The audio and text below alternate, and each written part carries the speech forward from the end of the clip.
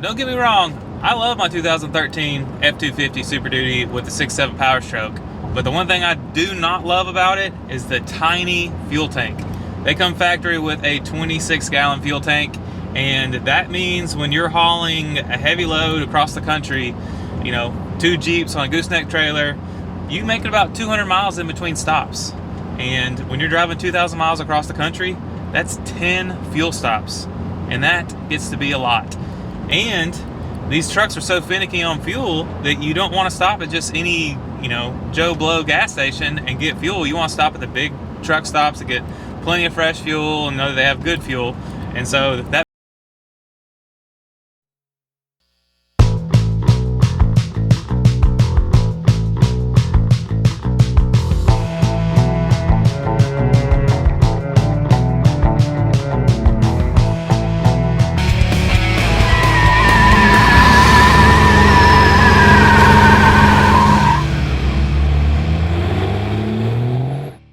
Now, it's not what you think. We're not gonna put some toolbox transfer pump tank thing in the bed of this truck and take up a bunch of our, you know, bed space. We need that space back there to put tools and spare parts and, you know, hook up a gooseneck trailer and all that good stuff. So the guys at S&B Tanks saw our last video where we did the S&B body bushings on this truck and said, hey, when you're ready for a big fuel tank, let us know.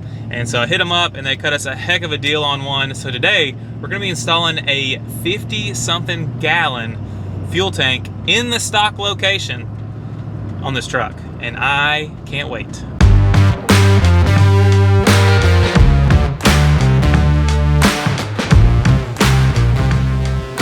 All right, so here I am back at Tapco in Birmingham, my buddy Michael Lee's shop, and we've got a 56-gallon S&B fuel tank put in this truck today, and I can't wait. I'm not pumped about filling it up, but I am pumped about not having to stop so much. The mega tank. It's a fuel tank.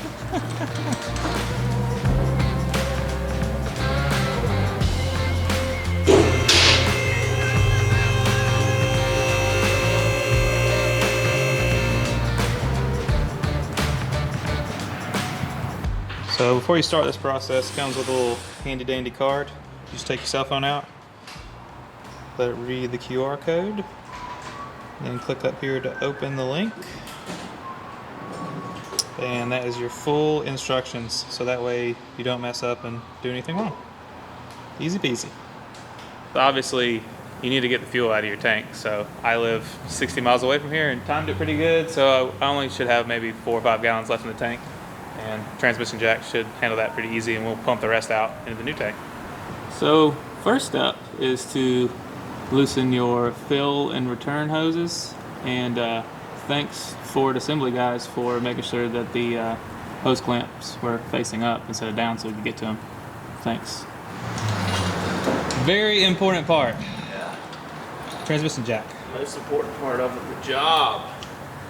And that's why I came here. I don't have one of those. I didn't want to do this on my back. Yeah, those are not fun on your back. Once you have the tank supported with a transmission jack, we'll go ahead and start loosening up all the bolts that hold the tank in place.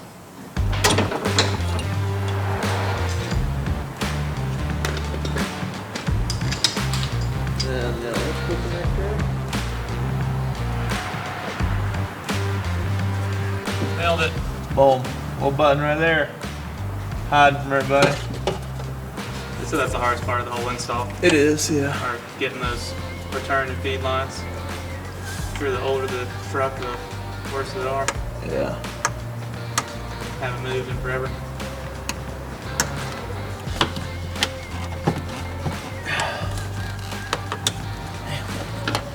Those things going up. 6.5 hours later. And there it is, a little baby 26-gallon fuel tank. Too small. That's no place in a diesel. Nope. Yeah, it's not small. So these are the connectors for the return and the feed line. And then this is a little connector. This is the little red part you had to slide to the side to unlock it. And then there's also a button right here on that connector. And then on these connectors, Just had to slide the little. They do push in for sure. Yeah. Got to push the little blue part in. Disconnect that. Same with the yellow one. Push it in to disconnect. And that's going to be your hardest part.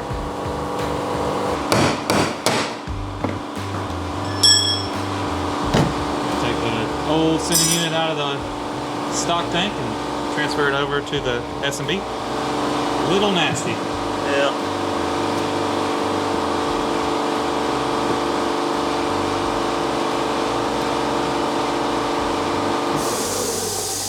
There's a few gallons left down in there.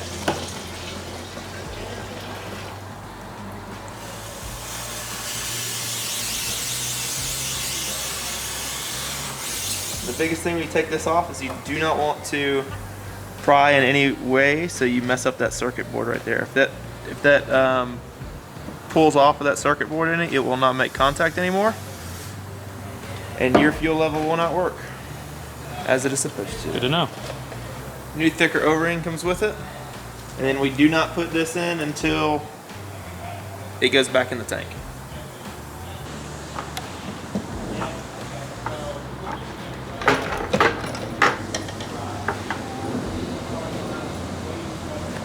Making sure right now the float's not interfering with anything. There's a baffle in the bottom of the tank that you can get caught up on, so just make sure that the float is clear and able to move up and down freely.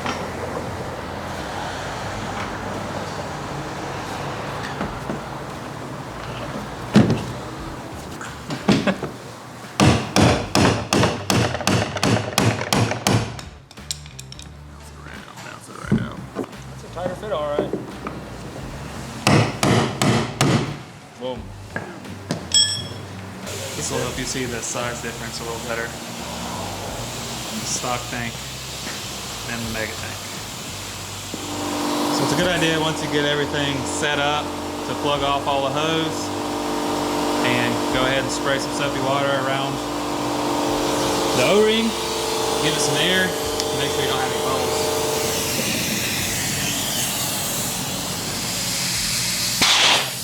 Well, I guess it held pressure pretty good, huh? Yeah, looks like it did. Got it worn down. I don't see any bubbles.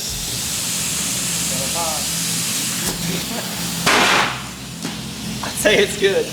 Good to go. No leaks. No, that's it. So before you put the new tank in, you got to get this little U-bolt in. You got to put it in up over the body mount. Smack it a couple times with a pry bar. Good to go. Something like that. Yeah. Don't forget to take that off. One more thing before installing the tank, you want to swap these two lines on the frame rail.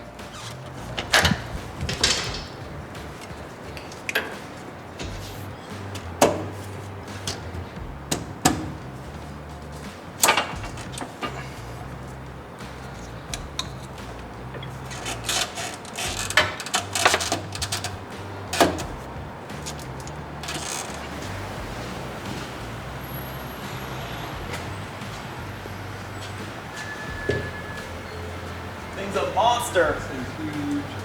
So you want to check everywhere on your frame and make sure there's not any bolts or anything sticking down that's going to hit the tank or get into the tank. So we're going to go ahead and chop this one off. It's going to be an issue.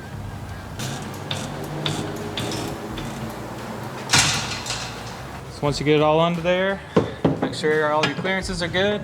You're going to use the provided straps with the factory bolts. Bolts back into place.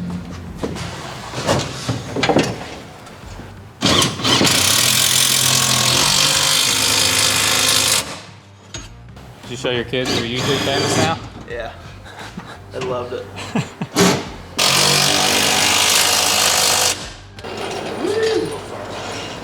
That is a big tank.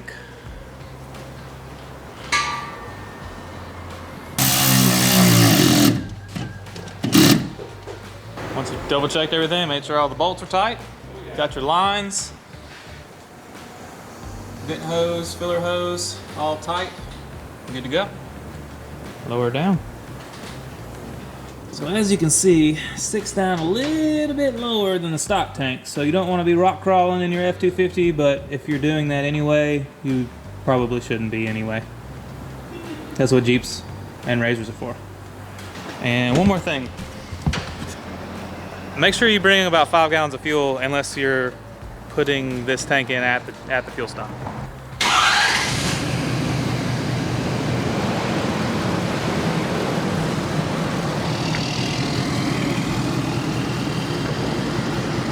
All right, here we go. Moment of truth. We're down to 20 miles till empty, something like that. Stopped at the fuel stop. Now we're gonna see how much it costs to fill this thing up. Ouch.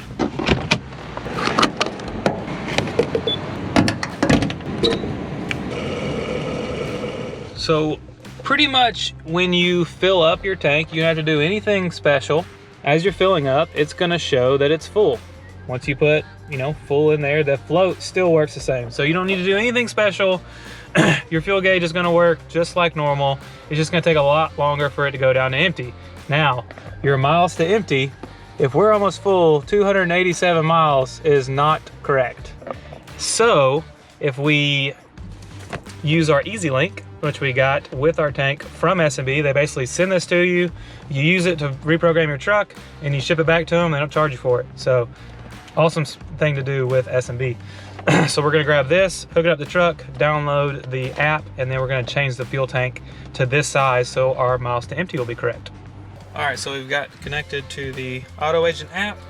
We have our Auto Agent set up with our EasyLink ready to go. We'll plug it into our OBD2 port.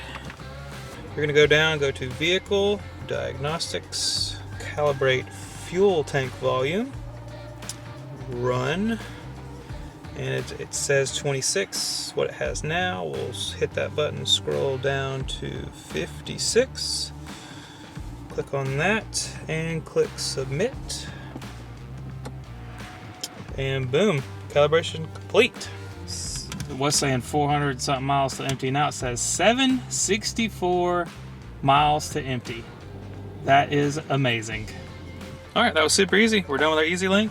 We'll throw it back in the box. They sent us a return label with it. We'll box it back up, send it back to S&B tanks. All right, guys, that just goes to show you how easy this install is. It took us 2 hours while filming it when we had a lift and a transmission jack. Made short work of it. The hardest part was getting the hoses off the sending unit on top of the tank before you take it off and before you take the tank down.